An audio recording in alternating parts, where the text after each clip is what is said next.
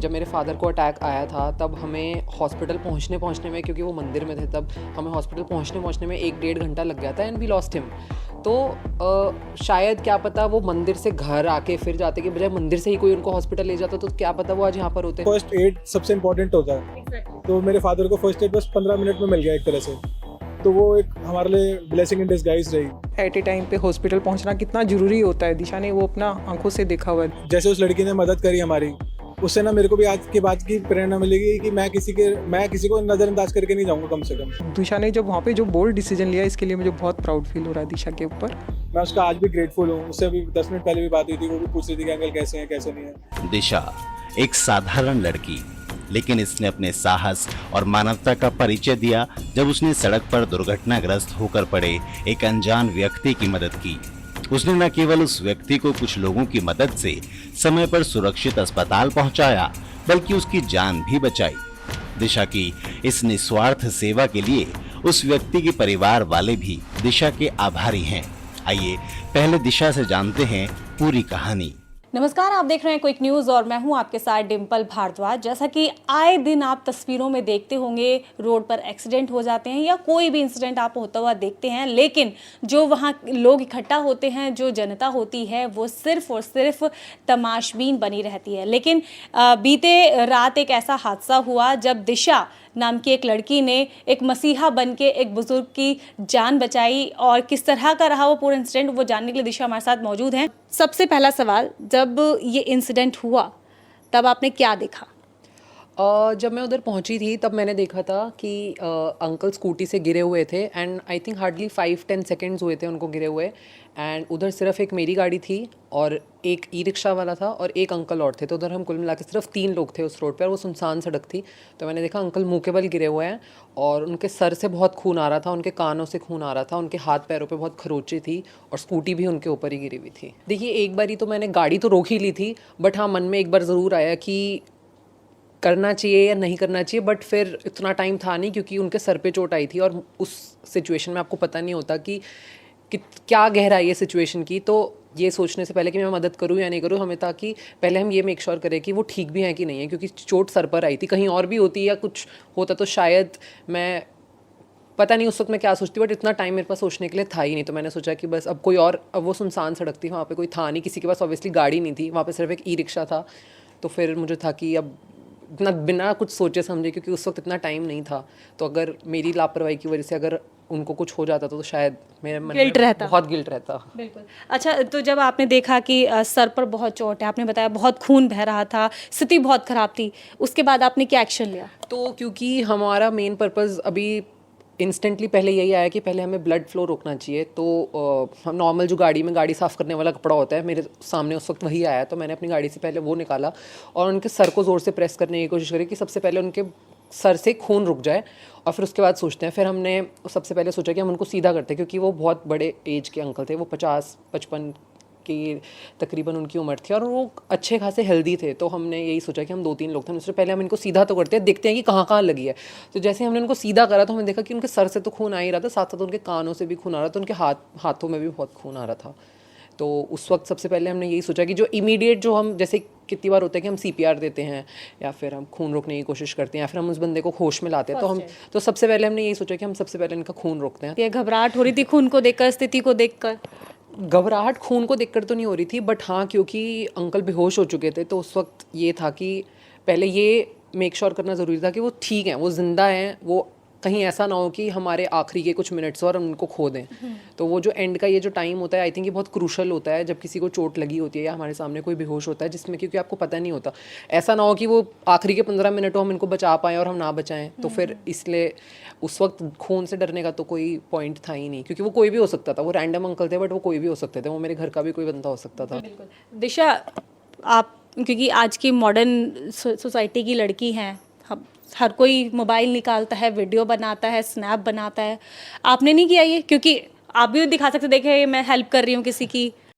नहीं, I think वो situation वैसी थी ही नहीं, क्योंकि हमारे साथ खुद भी ऐसा हो चुका है कि जब मतलब जब मेरे फादर को अटैक आया था तो हम वो होता है ना कि इंस्टेंटली होता है कि बस फटाफट आपको सबसे पहले आपको फर्स्ट एड मिले, आपको हेल्प मिले। तो दिमाग में कोई भी ऐसी चीज़ आने से पहले सबसे पहले ये होता है कि पहले इनको जो मदद चाहिए पहले उनको वो मदद मिल जाए, कहीं हमारे 20 मिनट्स या 30 मिनट्स या 15 मिनट्स के चक्कर में इनकी जान ना चली जाए। तो सब प्रायोरिटी हमेशा यही होती है कि पहले यू मेक श्योर कि वो ठीक है। पापा का चेहरा सामने आया। हाँ बिल्कुल। ये देखिए कि जब घर में कुछ इस तरह का इंसिडेंट हो चुका होता है ना, तो उसके बाद एक जो दिल होता है ना वो दूसरों के लिए समर्पित हो जाता है कहीं ना कहीं। वही चीज़ दिशा के साथ भी हुई। दिशा, फैमिली तो लगभग आजकल यही सिखाती है कि किसी की हेल्प मत करो, क्योंकि हेल्प के ज़रिए लोग आपको लूटने की कोशिश करते हैं या आपको हार्म पहुंचाने की कोशिश करते हैं। और अगर हार्म भी ना पहुंचाए तो कोर्ट कचहरी और पुलिस थाने के चक्कर तो आपके लग ही जाते हैं बिना वजह के। फैमिली सपोर्टिव है सब चीज़ों के लिए? हाँ बिल्कुल, जैसे मैंने बताया कि आई थिंक परवरिश से बहुत फ़र्क पड़ता है, हिम्मत से बहुत फ़र्क पड़ता है। अब ये भी हो सकता था कि मैं कोई ऐसी चीज़ करती और घर में बताती तो शायद मुझे घर वाले बोलते कि तुझे ये नहीं करना चाहिए था। बट क्योंकि हम उस चीज़ से खुद जा चुके हैं, हमारे साथ खुद ऐसा हो चुका है। जब मेरे फादर को अटैक आया था तब हमें हॉस्पिटल पहुँचने में, क्योंकि वो मंदिर में थे, तब हमें हॉस्पिटल पहुँचने में 1-1.5 घंटा लग गया था एंड वी लॉस्ट हिम। तो शायद क्या पता वो मंदिर से घर आके फिर जाते कि बजाय मंदिर से ही कोई उनको हॉस्पिटल ले जाता तो क्या पता वो आज यहाँ पर होते। तो आई थिंक क्योंकि हम उस चीज़ के थ्रू जा चुके हैं तो बहुत सारी चीज़ें हमारे जो एक्शंस होते हैं ना, हमारे एक्सपीरियंसेस से बहुत ज़्यादा रिलेट करते हैं हम। तो क्योंकि हमारे साथ ऐसा हो चुका है तो कभी भी हमने ये तो, मेरा भाई भी है, मेरी मम्मी भी है, मेरी भाभी भी हैं, हमारे मन में कभी भी ये नहीं आता कि अब हम ये नहीं सोच सकते हैं कि किसी की हेल्प ना करें, क्योंकि वो कोई भी हो सकता है इंसान। आज हम सब बाहर जाते हैं, मेरी मदर भी स्कूटी चलाती हैं, मैं भी 2 व्हीलर कभी कभी चलाती हूँ, मेरी भाभी भी बाहर जाती हैं, पैदल जाते हैं, हम गाड़ियों में भी जाते हैं। तो कल को वो हम भी हो सकते हैं। मैं खुद भी रोड एक्सीडेंट का हिस्सा रह चुकी हूँ। तो वही मैं सोचूंगी अगर मुझे हेल्प ना मिले और मुझे कल ना कुछ हो जाता है तो फिर हम यही सोचेंगे कि हमारी जगह वो कोई भी हो सकता है। बिल्कुल। दिशा से आगे की स्टोरी जानते हैं। दिशा, आप रुके, आपने उनकी स्थिति देखी, आपने जो कपड़ा आपकी गाड़ी में आपको मिला डस्टिंग का, आपने उसी से उनका खून रोकने की कोशिश की, ये मेक श्योर किया कि उनकी स्थिति क्या है, वो होश में है या नहीं है, उनकी हालत कितनी गंभीर या ठीक है। इसके आगे क्या किया फिर? आप क्या उन्हें हॉस्पिटल लेके गए, क्या रहा उसके बाद? तो उसके बाद मेन यही था कि एम्बुलेंस को कॉल करें। तो जब ये इंसिडेंट हुआ तब वहाँ पर कोई नहीं था, बट जैसे जैसे टाइम बीतता जा रहा था, भीड़ ऑब्वियसली इकट्ठी हो रही थी, तो मेरी प्रायोरिटी यही थी कि मैं एम्बुलेंस को बुलाऊं। तो मैं एम्बुलेंस को रेगुलरली कॉल कर रही थी, जो भी नंबर 108 112 थे मैंने दोनों पे कॉल करा।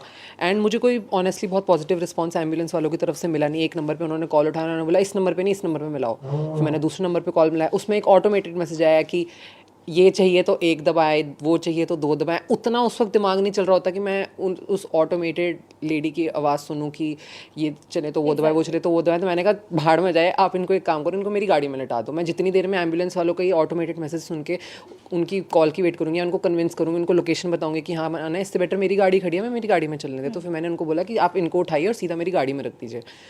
गाड़ियाँ वहाँ पर और भी थी, बट मैं किसी को कन्विंस क्या ही करूँ, मेरी खुद के पास गाड़ी है तो फिर मैं किसी को क्या बोलूँ कि कोई उनको बिठाए लेटाए ये वो करे। तो फिर मैंने बोला कि मेरी गाड़ी है, मुझे चलानी आती है, आप इनको लेटाइए, मैं इनको हॉस्पिटल ले जाऊँगी, फिर बाकी की चीज़ें बाद में देखेंगे। उनकी फैमिली को कब पता चला? आपको कैसे, आपने उनकी फैमिली से कैसे कोऑर्डिनेट किया? तो उस वक्त तो फैमिली से कांटेक्ट करने का कोई हमारा वो तो दिमाग में आया ही नहीं, क्योंकि वो तो चीज़ बात की थी। थे जैसे हमने 8-9 बंदों ने मिलकर उनको हम उठा के मेरी गाड़ी में जैसे ही रखने लगे, इतने में वहाँ से एक एम्बुलेंस क्रॉस कर रही थी, जो कि हमारी बुलाई हुई नहीं थी, वो बाई चांस वहाँ से क्रॉस कर रही थी। तो हमने उसको रोका, हमने उनको कहा कि ऐसे ऐसे है, आप इनको हॉस्पिटल लेकर जाइए। तो पहले तो उन्होंने भी मना ही कर दिया कि नहीं ऐसे नहीं होगा, जब तक मेरे पास कॉल नहीं आएगा, ऊपर से मैं ऐसे नहीं पिक कर सकता हूँ किसी को। बट फिर उनको डांटा वाटा सबने, आसपास के जितने लोग थे वहाँ पे, क्योंकि बहुत भीड़ इकट्ठी हो गई थी। तो आई थिंक प्रेशर में वो बस सिर्फ मान गए, जो कि मेरे लिए बहुत सरप्राइजिंग था कि ऐसे एम्बुलेंस वाले कैसे मना कर सकते हैं। कोई पेशेंट है, आपकी एम्बुलेंस खाली है, आप सरोज हॉस्पिटल के हैं जो कि यहाँ से बहुत पास में है, तो आप मना कैसे कर सकते हैं। तो फिर हमने उनको कन्विंस करा, और हालांकि वो अगर मना भी करते तो मेरी गाड़ी में मैं ऑलरेडी ऑफर कर चुकी थी, मैं उसमें लेकर जाती, कैसे भी ना कैसे अंकल तो जाते ही। बट क्योंकि एम्बुलेंस को रास्ता इजीली मिल जाता है, बारिश का टाइम था, ट्रैफिक था रोडों पे, तो फिर मैंने कहा जैसे भी यार लेकर तो जाना है। तो उनको कन्विंस करा, उनको एम्बुलेंस में डाला। फिर एम्बुलेंस वाले भैया ये थे कि कोई एक जना साथ में चलना ज़रूरी है, मैं ऐसे इनको नहीं लेकर जाऊँगा। अब कोई चलने के लिए राज़ी नहीं था उधर, तो मैंने भैया को बोला कि भैया आप लेकर जाओ, हम गाड़ी पीछे पीछे लगा रहे हैं। जो भी वहाँ पे एक अंकल मेरे साथ और थे, एक आंटी भी थी उधर। तो फिर उन्होंने कहा हम गाड़ी पीछे पीछे लगा रहे हैं, आप लेकर जाइए। तो उनको एम्बुलेंस में रखा। तो उठाने के लिए भी मतलब ऐसा था कि लोग आगे नहीं आना चाहते थे क्योंकि उनको इतनी ब्लीडिंग हो रही थी। ऐसा भी नहीं था कि लोग आके हाथ लगाना चाहते कि उनको उठा के हम स्ट्रेचर पे तो रख दें, वो उसके लिए भी कोई आगे मतलब डांट के बोलना पड़ रहा था कि भाई मदद तो कर दो, मतलब एटलीस्ट उनको उठा के स्ट्रेचर पे तो रख दो, और कुछ आपसे नहीं मांग रहे हैं। फिर उनको जैसे जैसे एम्बुलेंस में घुसाया, एम्बुलेंस हम हॉस्पिटल तक पहुँचे, सरोज हॉस्पिटल यहाँ से 5 मिनट्स के रास्ते में ही है लकीली। तो उधर जब तक हम पहुँचे तो वही डॉक्टर्स ने क्वेश्चनिंग चालू करी कि क्या हुआ, कैसे लगी, कितनी देर पहले हुआ है। तो वो सब कुछ आंसर करा मैंने, उनको सब कुछ बताया। और फिर बाय चांस क्या हुआ कि उनके जिन अंकल को चोट लगी थी उनके कोई नेबर ने उनको वहाँ पे स्पॉट कर लिया कि अरे ये तो XYZ के पापा हैं। तो फिर बाय चांस उन्होंने स्पॉट कर लिया, तो फिर उन्होंने उनके घर पे कॉल कर दिया कि ऐसे ऐसे अंकल का एक्सीडेंट हो गया है और वो इधर है। क्योंकि हमने उन अंकल का फ़ोन खोलने की कोशिश करी थी बट आजकल फ़ोन पे लॉक्स होते हैं और उनके पास कोई आईडी नहीं थी। तो हम किसी भी तरीके से कांटेक्ट नहीं कर पा रहे थे कि अगर अपार्टमेंट भी पता चल जाता तो मैं किसी ना किसी को कॉल करके पूछ लेती क्योंकि यहाँ पे आसपास इतने लोगों को हम जानते होते हैं। तो फिर उनका फ़ोन नहीं खुल रहा था, तो फिर उनको बाई चांस किसी ने स्पॉट कर लिया, तो फिर उनके घर पे कॉल करा, फिर उनके घर से कोई आया, तब तक सिचुएशन सॉर्ट हो चुकी थी। अगर ऐसा नहीं होता तो फिर वही डॉक्टर ने तो ये कहा था कि हमें पुलिस को बुलाना पड़ेगा, FIR दर्ज होगी, किसी एक बंदे का नाम जाएगा, फिर उसके बाद ही हम प्रोसीड कर पाएंगे। तो फिर लेकिन उन सबसे बच गए, वो सबसे बाय चांस बच गए, वरना फिर मेरे को हाँ मैं अपना नाम देती या जो भी करती, क्योंकि मैं उस वक्त साथ में थी। एक अंकल और थे मेरे साथ, वो भी रेडी थे अपना नाम देने के लिए। बट इतनी भीड़ जो इकट्ठी हो गई थी 100-125 लोगों की, इसमें कुल मिला के सिर्फ 2 लोग थे जो कि एटलीस्ट इस चीज़ के लिए रेडी थे कि भाई चलो अगर आपको नाम चाहिए इलाज चालू करने से पहले तो हम अपना नाम देने के लिए तैयार हैं। जब हम किसी की हेल्प करते हैं ना, और इस सिचुएशन में स्पेशली हम जब करते हैं तो एक अंदर से ना एक अलग फीलिंग आती है। हमने बहुत लोगों से सुना है जो जिन लोगों ने इस तरह से मदद करी है। कैसी फीलिंग थी? मतलब अब लगता है कि नहीं आपने एक बहुत अच्छा काम करा है, कि आपको लग रहा है कि आपकी गुड लिस्ट में कुछ अच्छा जुड़ा है? अब मैं इस चीज़ को एक्चुअली ऐसे देख ही नहीं रही हूँ कि ये अच्छा काम करा है या क्या काम करा है। बस आई थिंक ज़रूरी था उस वक्त तो वही सोच के करा।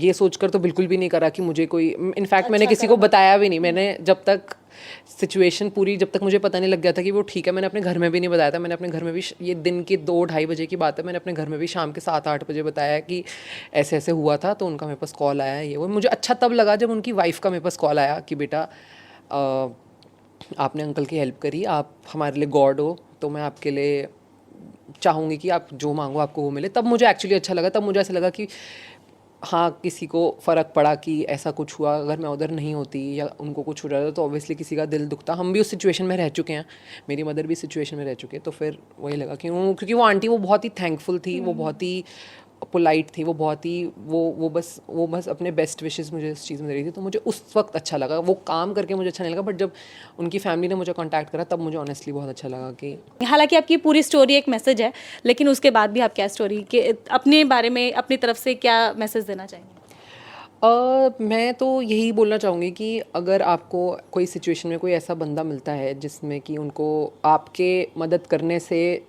जहाँ पर टाइम का खेल है, तो अगर वहाँ पर आप मदद कर सके तो आई थिंक बहुत होगा। कि कितनी बार होता है कि सिचुएशन ऐसी है कि टाइमिंग बहुत इंपॉर्टेंट नहीं है, प्रॉब्लम सारा टाइम का है कि कितनी देर है, हमारी देरी करने से कोई लापरवाही ना हो जाए। तो मैं तो यही बोलूँगी कि अगर आपको कोई ऐसे मिलता है, हाँ बहुत लोगों की सिचुएशन ऐसी होती है कि वो नहीं हेल्प कर सकते, टाइम बाउंडेशन होती है, उनको कहीं जाना होता है, वो कहीं लेट हो रहे होते हैं, या शायद उनके घर वाले होते सपोर्टिव नहीं होते। बट हाँ बस यही सोचो कि आज वो है, वहाँ पर उस जगह पर कोई भी हो सकता है, आपके पेरेंट्स हो सकते हैं, आपके भाई बहन हो सकते हैं, आपके बच्चे हो सकते हैं, कोई भी हो सकता है। तो फिर ये किसी की मदद करने से पहले एटलीस्ट ये तो ना सोचे कि मतलब बाकी सब बाद में देखा जाएगा। बट हाँ इस चीज़ में आई थिंक जो हमारे पुलिस वाले हैं और हमारे डॉक्टर्स हैं, हमारे एम्बुलेंस के जो वर्कर्स हैं, इन सबको भी बहुत ज़्यादा सपोर्टिव इस चीज़ में होना पड़ेगा कि अगर कोई हेल्प कर रहा है तो एटलीस्ट उनको पूरी तरीके का हेल्प उस चीज़ में मिले, उनको पूरा सपोर्ट मिले, तभी हिम्मत मिलती है।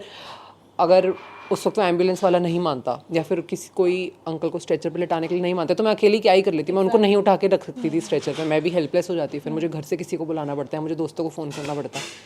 तो वही आई थिंक एक के सपोर्ट से ही दूसरा ज़्यादा ऊपर उठ सकता है। तो वही सबका ही सपोर्ट इसमें बहुत ज़रूरी है। अगर हम हॉस्पिटल जाते हैं और डॉक्टर ही बिल्कुल वो हो जाते हैं कि नहीं जी घर वाले जब तक नहीं आएंगे हम कुछ नहीं करेंगे, या पुलिस जब तक नहीं आएगी हम कुछ नहीं करेंगे, तो फिर वही जल्दी लेके जाने का कोई पॉइंट नहीं बचता था। तो सब सपोर्टिव थे, तो लकीली अंकल टाइम पे पहुंच गए, टाइम पे सब कुछ चालू हो गया ना। आई थिंक ये पूरा इंसिडेंट विद इन 45 मिनट्स में हो गया सब कुछ। तो दिशा की स्टोरी से एक बात तो जाहिर होती है कि आप जब भी किसी की मदद करें तो एक बार सिर्फ ये सोचें कि इंसिडेंट सिर्फ किसी और के साथ नहीं हो रहा है, ये कभी भी किसी भी वक्त आपके परिवार के साथ कभी भी हो सकता है। इस घटना ने साबित किया कि इंसानियत आज भी जीवित है, बस किसी दिशा जैसे सच्चे दिल की जरूरत है।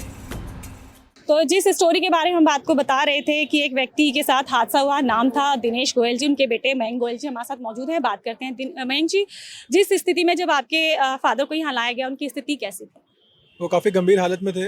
चोट लगी थी उनके सिर पे, तो काफ़ी ब्लड बह रहा था, तो और वो अनकॉन्शियस भी थे। तो बस यही था, अभी मतलब फर्स्ट इन्फॉर्मेशन में यही पता चला था। तो एक लड़की लाई थी उनको, मतलब उन्होंने उनको देखा कि रोड पे वो गिरे हुए थे, वो उल्टे पड़े हुए थे, तो कोई मदद नहीं कर पा रहा था, तो उस लड़की ने बेचारी ने आके हेल्प करी। तो एक बंदे ने हेल्प करी तो सारे एक साथ आके खड़े हो गए। यहाँ पे फाइनली उनको लेके आए यहाँ पर। फिर इमरजेंसी पे अल्लाह का शुक्र है, भगवान का शुक्र है कि मेरा एक दोस्त था यहीं पर ही, तो अपनी दादी को एडमिट करा रहा था, तो बहुत से जानता, मेरा खास दोस्त है। तो उन्होंने बोला कि हाँ हम गार्जियन हैं, आप कराइए शुरू। तो बस वही है कि भगवान हमारे साथ है, तो डरने की कोई बात होती नहीं है, पल पल पे सब हो ही जाता है। तो मतलब वो होता है ना कि अगर कोई किसी को चोट लग गई है तो फर्स्ट एड सबसे इम्पोर्टेंट होता है। तो मेरे फादर को फर्स्ट एड बस 15 मिनट में मिल गया एक तरह से, तो वो एक हमारे लिए ब्लेसिंग इन डिस्गाइज रही। एंड हमें मतलब मेरे को तो ऑफिस से आने में बहुत देर लगी थी, इतनी देर में तो वो माइनर ओटी में जा चुके थे, उनका फर्स्ट एड हो चुका था, उनको होश भी आ चुका था। तो बस यही है, तो हमारे लिए वो अच्छा रहा। बिल्कुल, क्योंकि हमने देखा कि ऐसी चीज़ें अमूमन होती नहीं हैं। लोग जब किसी की चोट लगती है तो नज़रअंदाज करके या तो चले जाते हैं या फिर वीडियो बनाने लग जाते हैं, क्योंकि आजकल वीडियो का और स्नैप्स का बहुत ज़माना है। लेकिन उस एक लड़की ने मदद करी, जिसकी वजह से अभी भी आपके फादर जो है सर्वाइव कर रहे हैं और ठीक भी हो जाएंगे, हम आशा करते हैं बहुत जल्द। लोगों को इस तरह की चीज़ें कितना करना चाहिए, क्योंकि ये जो माहौल चल रहा है वीडियोस का या फिर इग्नोर करने का, ये किसी व्यक्ति की जान को कितना बचा सकता है या कितना खतरे में डाल सकता है? देखो ये तो बहुत इंपॉर्टेंट है, मतलब फर्स्ट जितना जल्दी कोई बंदा एक दूसरे की मदद कर सकता है वो उतना ज़रूरी है भाई। जैसे उस लड़की ने मदद करी हमारी, उससे ना मेरे को भी आज के बाद की प्रेरणा मिलेगी कि मैं किसी को नज़रअंदाज करके नहीं जाऊँगा कम से कम, ठीक है ना। कोई एक्सीडेंट में अगर उसकी मदद कर दोगे ना, जैसे मैं आज उसके लिए इतना शुक्रगुजार हूँ उस बंदी के लिए, मैं उसको अभी भी, उसका भी फ़ोन आता है, मैं भी उसको फ़ोन कर देता हूँ कितनी बारी कि आपकी वजह से आज मेरे फादर अच्छे हैं। डॉक्टर ने मुझे बताया था कि जैसे हेड इंजरी के अंदर पहले 72 घंटे बहुत क्रिटिकल होते हैं, उसके अंदर उनको वो एड या उनको वो इंजेक्शंस मिल जाते हैं, तो उनको फिट्स पड़ने के चांसेस बहुत कम होते हैं। और जैसे अगर फिट नहीं पड़ेंगे तो आपका ब्रेन वहीं की वहीं डैमेज कंट्रोल हो जाता है। तो ऐसे अगर किसी को हार्ट की प्रॉब्लम है या जैसे किसी को शुगर की प्रॉब्लम है, अगर उसको खून बहता ही चला जाएगा तो वो ब्लड लॉस की वजह से भी मर सकता है आदमी। तो जैसे मेरे दोस्त ने मेरे को बताया था कि जब अंकल को देखा था तो पापा की पूरी शर्ट ये वो सब ब्लड में थे, तो ब्लड लॉस से भी आदमी की डेथ हो सकती है, चोकिंग से डेथ भी हो सकती है। तो आपको पता नहीं होता कि आप उसकी मदद करिए। पुलिस वाले भी बाद में जैसे MLC बनी है, कुछ भी नहीं, तो उस बंदे के लिए कोई वो नहीं था कि वो बंदा कौन है, हमें उसका बयान चाहिए। आज के डेट में ऐसा नहीं होता है। मैं लोगों को ये बोलना चाहता हूँ कि जितना हो सके उतनी मदद करो, क्योंकि मदद से ना आपने एक लाइफ बचाई है, और एक लाइफ के पीछे आपको ये नहीं पता कि कितने लाइफ डिपेंडेंट है। आज वो मेरे फादर हैं, हम उनके ऊपर काफ़ी हद तक डिपेंडेंट रहते हैं घर के। आज उनकी चलो एज अच्छी हो गई है, हम कमाने लगे हैं, बट हम है तो मेरे फादर ही ना। तो उनके पीछे कितनी डिपेंडेंसी है ये आपको नहीं पता। रोड पे एक आदमी गिरा हुआ है, इसका ये मतलब नहीं है कि वो बस एक लौता है, एक ही आदमी, उसके पीछे पूरी फैमिली होती है।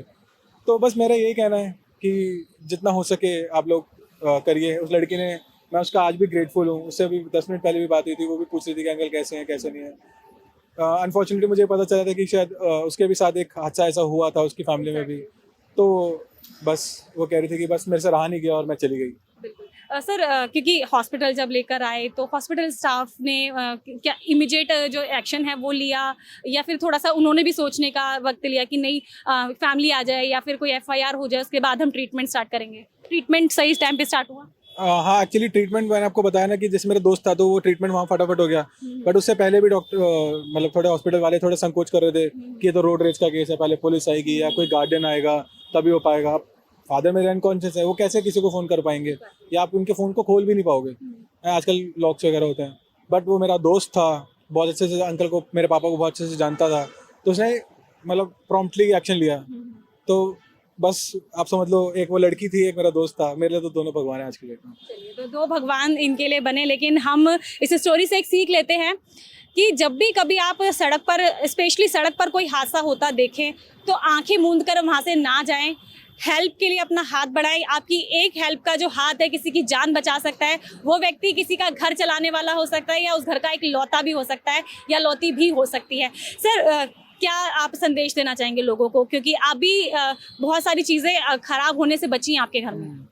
मैं बस यही कहना चाहूँगा कि यार, जैसे आपने बोला कि वो आदमी इकलौता आदमी नहीं है, पता नहीं उसके पीछे कितनी मजबूरी है। या कल को जैसे मेरे साथ अगर कोई होता तो मैं एक छोटे बच्चे का फादर भी हूँ, तो उसकी पढ़ाई है, उसका फ्यूचर है, बहुत चीज़ मेरे पे भी डिपेंड करती है आज के डेट में। अगले 20 साल उसके मेरे पे डिपेंड करते हैं। अगर मेरे को कुछ हो जाता है तो पता नहीं क्या होगा, ठीक है ना। तो बस कोशिश करिए जितना हो सके, जितना आपके बस में हो, हाँ, बस उसको उठा के आप नियरेस्ट हॉस्पिटल में लेके उनका इलाज शुरू करा दीजिए। मेरा बस यही है। सर, चलते चलते हम ये भी जानना चाहेंगे कि आखिर एक्सीडेंट की वजह क्या थी, किस तरह से, क्योंकि अंकल ने कुछ तो बताया होगा। नहीं, वो बता नहीं पाया। उनके लिए थोड़ा सा वो क्या नाम है, नहीं है तो नहीं, क्रिटिकल तो नहीं है, बट उनको अभी वो मेमोरी नहीं है कि वो कि कैसे हुआ। तो भी मतलब जैसे आसपास के लोगों से हमने पता करा, तो बस वो कह रहे थे कि जैसे रेनी से बारिश भी थोड़ी थोड़ी हो रही थी, तो शायद स्कूटी स्लिप हो गई, तो बस वो स्लिप की वजह से गिर गए। किसी ने वैसे पीछे से हिट किया होगा, ऐसा कुछ नहीं हुआ। चलिए सर, कहाँ पास में कहीं रहते हैं, कहाँ रहते हैं आप लोग? हम यही सेक्टर 30 में रहते हैं। हाँ जी। बहुत ज़्यादा दूर भी नहीं था वैसे तो। हाँ, वो घर के बस वो ऑफिस के लिए निकले थे। मम्मी का मेरे को यही पता था कि अभी पापा बेचारे निकले हैं, अभी मुझे एकदम से फ़ोन आ रहा है। तो बड़ा शॉकिंग रहा होगा आपके लिए। हाँ, बस मैं तो ऑफिस था, मैं तो फटाफट भागा। मेरे दोस्त ने फ़ोन किया कि भाई फटाफट आ जा, पापा ऐसे ऐसे हैं। उसको तो लग रहा था क्रिटिकल हैं, कि एकदम से खून बहुत ज़्यादा बह रहा था। दिशा के पिताजी का देहांत भी समय पर अस्पताल ना पहुंचने के कारण हुआ था, और शायद उसका भी एक गहरा असर दिशा पर रहा है। दिशा की मम्मी के अनुसार भी जिस पर बीतती है वही जानता है। तो दिशा की मदर वीना जी भी हमारे साथ मौजूद हैं, बात करते हैं। वीना जी, दिशा ने जिस वक्त आपको ये बात बताई कि ऐसे ऐसे एक इंसिडेंट हुआ, मैंने किसी की हेल्प करी, क्या लगा? कि अंदर से ऐसा लगा कि अरे तुमने ऐसा क्यों कर दिया, पुलिस में जाना पड़ता, इतने 10 चक्कर लगाने पड़ते, ये सब होता? क्या इस टाइप की आपके मन में चीज़ें आई, या आपने कहा कि नहीं शाबाश तुमने अच्छा किया? नहीं, दिशा ने ना रात को मुझे आके बताया। मुझे दिन में दिशा के साथ ये इंसिडेंट हुआ था, दिशा ने रात को बताया, दिन में नहीं बताया। और मुझे है ना दिशा के बताने के बाद बहुत अच्छा फील हुआ, मतलब बहुत ही अच्छा लगा दिल से। तो दिशा को मैंने कहा कि बहुत अच्छा किया, तुम्हें ये सबसे अच्छा किया कि तुम किसी से डरे नहीं उस टाइम पे, और तुम वहाँ जाके तुमने हेल्प की। तो दिशा को मुझे बहुत प्राउड फील हुआ। दिशा ने बताया कि पापा का जो इंसिडेंट था ना, उसने उनको इनकरेज किया कि नहीं मुझे हेल्प करनी है। हमारे साथ ये इंसिडेंट हो चुका है बहुत पहले। एकदम वो पल कैसा होता है, एकदम उस टाइम पे एट ए टाइम पे हॉस्पिटल पहुंचना कितना ज़रूरी होता है। दिशा ने वो अपना आंखों से देखा हुआ है, दिशा ने भी, प्रतीक ने भी, दोनों बच्चों ने अपने आंखों से देखा हुआ है। तो उस इंसिडेंट का दोनों बच्चों के ऊपर बहुत गहरा प्रभाव है। उसकी वजह से भी इन बच्चों के अंदर सेवा भाव का, उसके बाद से हम लोग ज़्यादा ही इस चीज़ के अंदर हैं, दूसरों की सेवा करने के अंदर। तो क्या अब क्या कहेंगे दिशा से कि ऐसे इंसिडेंट, अगर मैं तो चाहूँगी नहीं खैर ऐसे हों कभी, लेकिन दिशा हमेशा आगे खड़ी रहे, दिशा लोगों को दिशा दिखाए? हाँ, मैं तो ज़रूर चाहूँगी दिशा लोगों को दिशा दिखाए, और इस तरह के काम में कभी भी पीछे ना हटे। जिस हिसाब से दिशा ने अपना वहाँ पे पूरा 100% दिया, किसी चीज़ से डरी नहीं। मैंने बल्कि ये भी पूछा कि वहाँ पे पुलिस वाले और किसी चीज़ के बारे में बोले नहीं, मम्मी बहुत सारा हैंडल हो गया, ठीक हो गया। और मैंने अपने उस कह दिया कि मेरा नाम लिख दो आप, अगर वो लोग बोलते घर वाले आएंगे तभी इलाज चालू होगा, तो मैंने अपना बोला कि मेरा नाम लिख दो आप इनका, लेकिन आप इनका इलाज चालू करो। तो ये दिशा ने जब वहाँ पे जो बोल्ड डिसीजन लिया, इसके लिए मुझे बहुत प्राउड फील हो रहा है दिशा के ऊपर। खैर, दिशा का ये नेक कार्य समाज में करुणा और सेवा भावना की अप्रितम मिसाल बन गया है, जो दर्शाता है कि सच्चे नायक हमारे बीच ही होते हैं और हमें उनसे सीख लेने की जरूरत है। दिशा भी उसी का एक उदाहरण है।